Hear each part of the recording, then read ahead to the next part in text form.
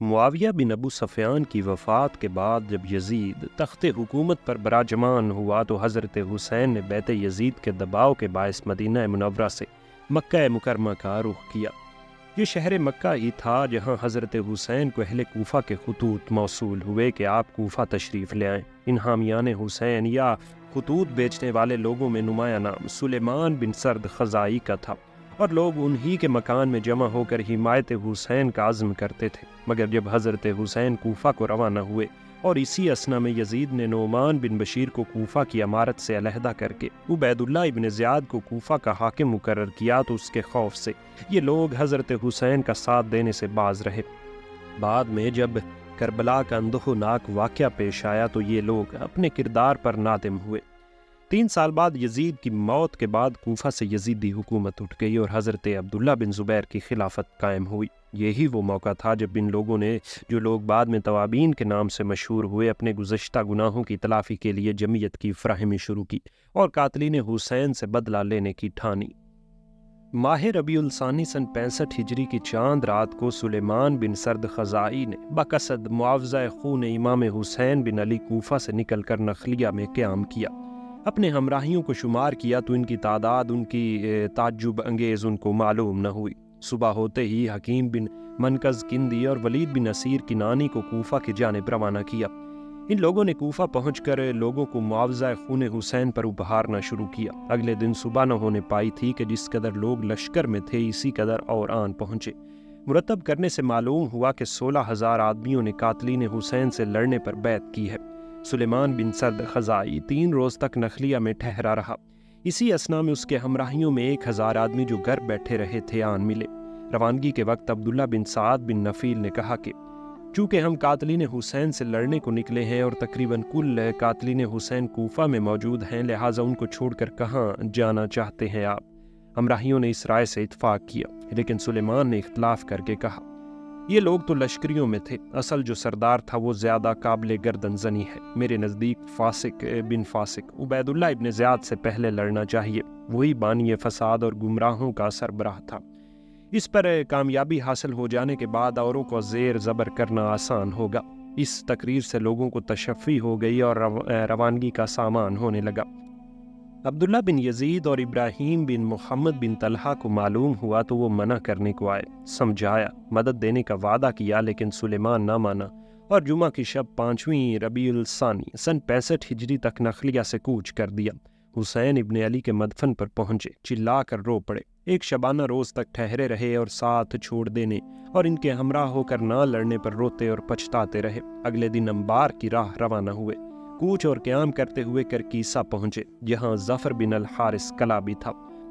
اس نے شہر پناہ کے دروازے بند کر لیے۔ مصعب بن نخبہ نے رسد اور غلہ طلب کیا۔ جب ظفر کو ان کے حالات سے آگاہی ہو گئی تو اس نے لا علمی کی معذرت کی اور رسد اور غلے کا پورا انتظام کر دیا اور روانگی کے وقت 1,000 درہم اور ایک گھوڑا پیش کیا، لیکن مصعب نے درہم واپس کر دیے اور گھوڑا لے لیا۔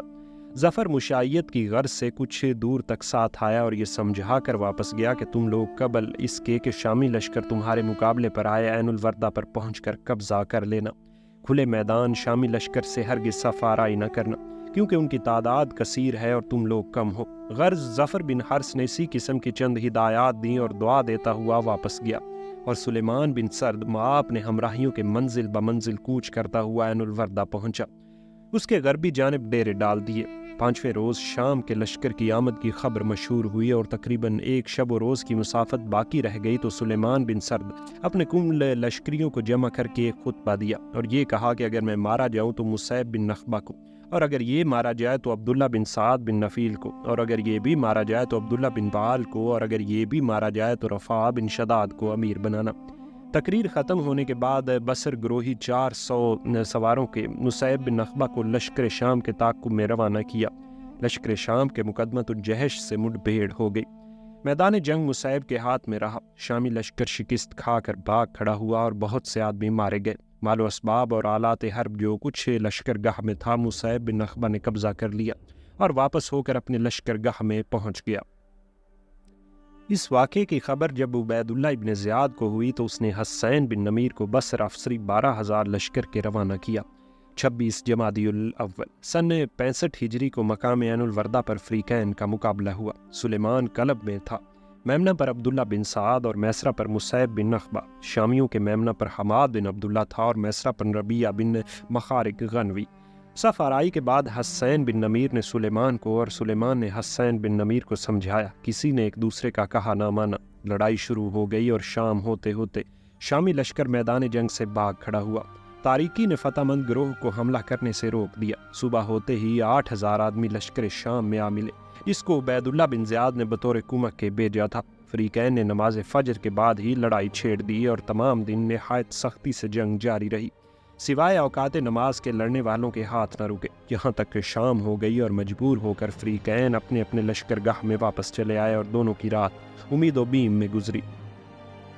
سپیدہ سحر کے نمودار ہوتے ہی ادم بن محضر باہلی 10,000 آدمیوں کو لے کر ابن زیاد کی طرف سے آن پہنچا اور لڑائی شروع ہوئی۔ صبح سے آفتاب بلند ہونے تک نہایت شدت سے جنگ جاری رہی۔ اس کے بعد اہل شام نے چاروں طرف سے گھیر لیا۔ سلیمان کے اپنے ہمراہیوں نے تلواریں کھینچ لی اور شیر کی طرح شامی لشکر پر ٹوٹ پڑے۔ ایک گروہ کثیر اس واقعے میں کام آیا۔ حسین بن نمیر نے اس لڑائی کا انداز بدلتا ہوا دیکھ کر تیر اندازوں کو تیر بازی کا اور سواروں کو محاصرے کا حکم دیا۔ یزید بن حسین بن سلیمان بن سرد پر تیر چلایا، وہ غش کھا کر گر پڑے۔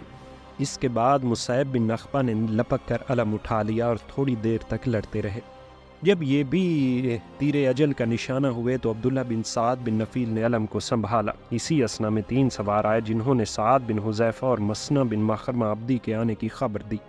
عبداللہ بن سعد اور اس کے ہمراہی یہ خبر سن کر خوش ہوئے اور ایک تازہ جوش سے لڑنے لگے، یہاں تک کہ عبداللہ بن سعد بن نفیل بھی مارے گئے۔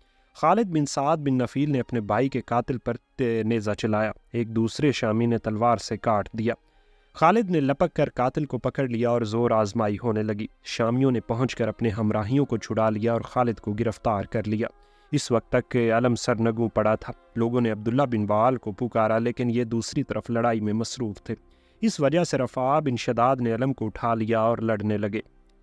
ابھی تک قسمت کا فیصلہ نہ ہونے پایا تھا کہ آفتاب غروب ہو گیا۔ لشکر شام اپنے لشکرگاہ میں واپس آیا اور رفاعہ نے اپنے ہمراہیوں کا جائزہ لیا تو معلوم ہوا کہ زیادہ حصہ میدان جنگ میں موت کی نیند سو رہا ہے، اور باقی چند جو ہیں ان میں اکثر زخمی اور جنہوں نے زخم نہیں کھائے وہ اس قدر تھک گئے ہیں کہ زخمیوں سے زیادہ ابتر ہیں۔ چنانچہ وہ مجبور ہو کر شب ہی کو میدان جنگ چھوڑ کر کوفہ کی جانب روانہ ہو گیا۔ صبح ہوئی تو معلوم ہوا کہ فریق مخالف سے میدان جنگ خالی ہے۔ حسین بن نمیر نے اس کا تعاقب نہ کیا اور یہ لوگ چلتے چلتے کرکیسیہ پہنچے۔ ظفر بن الحرث نے 3 روز تک ٹھہرائے رکھا اور دعوت کی۔ چوتھے روز زاد سفر دے کر کوفہ کی جانب رخصت کیا۔ بعد ازاں سعد بن حذیفہ بن الیمان اہل مدائن کو لے کر حید تک آ پہنچے، لیکن یہ خبر سن کر لوٹے۔ مسنہ بن مخرمہ عبدی سے ملاقات ہوئی جو اہل بصرہ کو لا رہے تھے۔ صاحب سلامت کے بعد لڑائی کا حال بتلایا اور رفاعہ کے انتظار میں قیام کیا۔ جب رفاعہ ماں اپنی بقیہ سپاہ کے آ گیا تو مسنہ اور سعد اس کو گلے لگا کر تھوڑی دیر تک خوب پھوٹ پھوٹ کر روئے اور ایک شب و روز قیام کے بعد اپنے اپنے شہروں کو واپس چل دیے۔